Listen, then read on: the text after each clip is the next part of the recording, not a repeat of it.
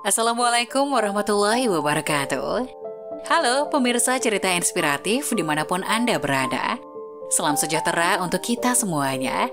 Semoga kita semua dalam keadaan sehat dan tetap dalam lindungannya.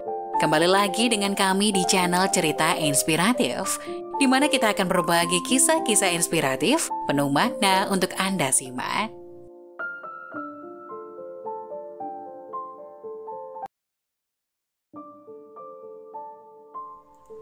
Astagfirullah, sering menukar bayi dan masukkan benda sihir dalam mulut jenazah, ini yang dialami perawat di Mekah. Berbagai pengalaman buruk yang dialami oleh umat muslim saat pergi ke Mekah hendaknya bisa kita ambil sebagai ibrah, agar jangan sampai hal tersebut menimpa kita dan tentunya menjadikan kita pribadi yang lebih baik serta bertakwa kepada Allah Ta'ala. Dilansir dari Eberita, diceritakan bahwa ada seorang ibu bernama Saroh dan anaknya yang sedang melaksanakan ibadah haji ke Tanah Suci. Umur yang sudah renta menjadikan Hasan anaknya berusaha memapa sang ibu sambil berbisik, "Umi, unzurilah Ka'bah," yang artinya ibu, lihatlah Ka'bah. Namun meski telah ditunjuki dan dibisikkan oleh sang anak, Saroh tetap tidak mampu melihat Ka'bah dan bahkan menyapukan pandangannya seakan tidak melihat sesuatu di depannya. Padahal kondisi penglihatan Saroh nampak normal sebelum keberangkatan. Hasan berusaha berkali-kali menunjukkan bangunan tersebut, namun lagi-lagi Saroh hanya bisa mengusap matanya dan yang terlihat hanyalah kegelapan. Merasa aneh dengan kondisi ibunya tersebut, Hasan kemudian bertanya kepada ibunya apakah memiliki kesalahan atau dosa di masa lalu. Namun Saroh menolak untuk menjawab pertanyaan anaknya. Akhirnya Hasan coba memutuskan untuk membawa ibunya pada seorang ulama di Abu Dhabi. Tapi Saroh tetap membisu ketika ditanya oleh ulama tersebut. Selang satu hari, Saroh ternyata coba menelpon ulama tersebut dan menceritakan kesalahan atau dosanya di masa lalu. Dalam percakapan tersebut, Saroh berkata, "Ustadz, ketika saya muda dulu saya bekerja sebagai perawat di sebuah rumah sakit pemerintah." Ulama menjawab, "Pekerjaan perawat adalah pekerjaan yang mulia. Tapi saya mencari uang sebanyak-banyaknya dengan berbagai macam cara, tidak peduli halal atau haram. Saya acap kali menukar bayi sebab tidak semua orang suka dengan jenis kelamin bayi yang dilahirkan. Apabila ada yang ingin anak laki-laki karena melahirkan seorang anak perempuan, saya akan menukarnya dengan imbalan uang," jelas Saroh. Penasaran dengan kesalahan Saroh, ulama itu kemudian bertanya, "Lalu apa lagi yang Anda kerjakan?" Saroh lantas menceritakan bahwa ia juga memandikan jenazah karena bersekutu dengan dukun. "Di rumah sakit saya juga memandikan jenazah, tapi saya memandikannya karena ada sebabnya, saya bekerja sama dengan dukun," terangnya. Persekutuan tersebut mengharuskan Saroh untuk menanam sebuah benda sihir bersama dengan jenazah dengan tujuan untuk menyengsarakan orang lain. Alhasil Saroh pun memasukkan benda sihir tersebut ke dalam mulut jenazah. "Pernah sekali, seorang alim meninggal dalam kecelakaan, saya memasukkan benda sihir itu ke dalam mulutnya. Tidak tahu mengapa benda-benda itu kembali keluar dan tidak mau masuk sehingga saya mencoba menekannya lebih dalam berulang kali, namun tetap gagal. Karena emosi, saya masukkan benda tersebut kemudian menjahit mulutnya," cerita Saroh. Sungguh manusia seperti apa diri Saroh yang tega menyiksa jenazah dengan begitu keji hanya demi mendapatkan imbalan uang. Terlebih dirinya merupakan seorang wanita. Berselang 7 hari setelah percakapan tersebut, ulama itu kemudian merasa khawatir dengan Saroh dan berniat untuk mengunjunginya. Harapannya agar Saroh mau bertobat atas segala yang dilakukannya. Namun ketika sampai di rumahnya, justru ulama tersebut terkejut lantaran Saroh telah meninggal setelah 2 hari dirinya ditelepon. "Umi sudah meninggal 2 hari setelah menghubungi Ustadz," ucap Hasan anaknya. Awalnya setelah menghubungi ulama tersebut, Saroh mendadak jatuh sakit dan meninggal dunia. Ketika hendak dimakamkan, jenazahnya seakan ditolak oleh bumi.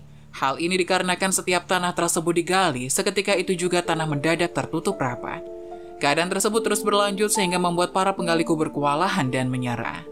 Hasan dan ibunya juga ditinggalkan begitu saja di pemakaman. Bagi Hasan tak mungkin dirinya meninggalkan sang ibu tanpa dikuburkan. Sementara jika harus dibawa pulang pun rasanya tidak mungkin. Alhasil Hasan terus berzikir dan berharap ada pertolongan Allah.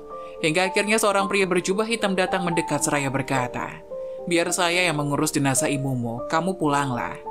Sosok yang tidak jelas wajahnya itu pun meminta agar Hasan tidak menoleh ke belakang hingga sampai di rumah. Mendengar ucapan itu, Hasan percaya begitu saja dan membiarkan sang ibu diurus oleh sosok tersebut. "Ya Allah, jauhkanlah kami semua dari perbuatan yang menghalalkan segala cara hingga kami terjerumus dalam kesyirikan. Amin." Semoga penjelasan tadi dapat memberikan hikmah dan manfaat untuk penonton semuanya. Jangan lupa like, subscribe channel ini agar tidak ketinggalan video-video bermanfaat selanjutnya. Sekian dari kami, terima kasih. Wassalamualaikum warahmatullahi wabarakatuh. Inilah hukum mengambil hak orang lain. Seluruh aspek kehidupan telah diatur, termasuk perkara yang kerap disepelekan manusia. Islam melarang umatnya mengambil hak orang lain tanpa izin atau yang dikenal dengan istilah ghosab. Mengutip buku Panduan Muslim Sehari-hari karya Dr. Kiai Haji M. Hamdan Rashid, MA, dan Saiful Hadi Al-Suta, tahun 2018, ghosab adalah mempergunakan atau memanfaatkan hak orang lain tanpa izin atau sepengetahuan pemiliknya. Termasuk pula di dalamnya mengambil harta orang lain secara zalim. Berbeda dengan pencurian yang dilakukan secara diam-diam, ghosab dilakukan secara terang-terangan.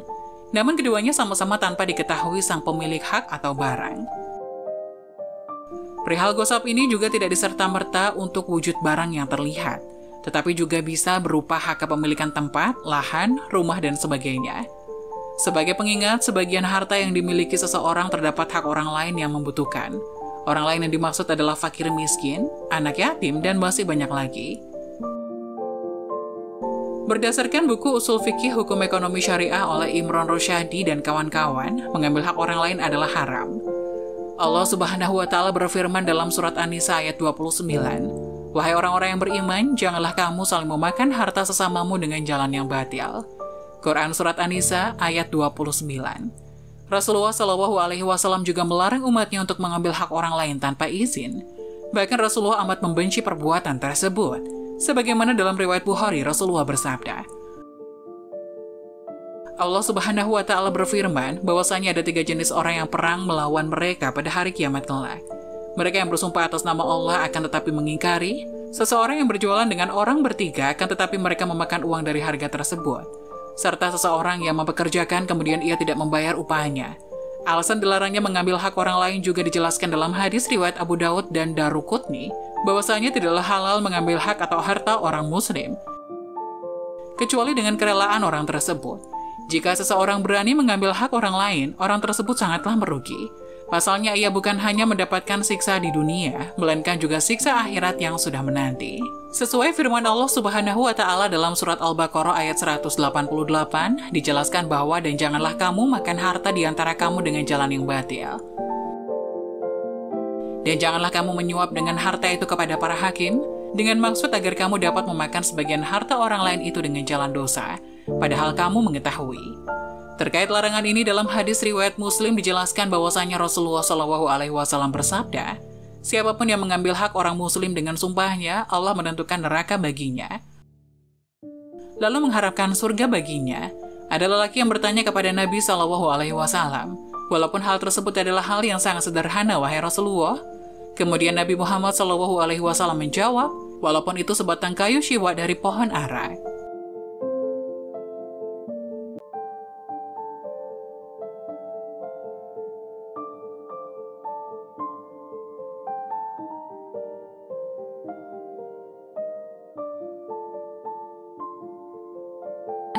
Jangan lupa tulis pendapat kalian di kolom komentar ya.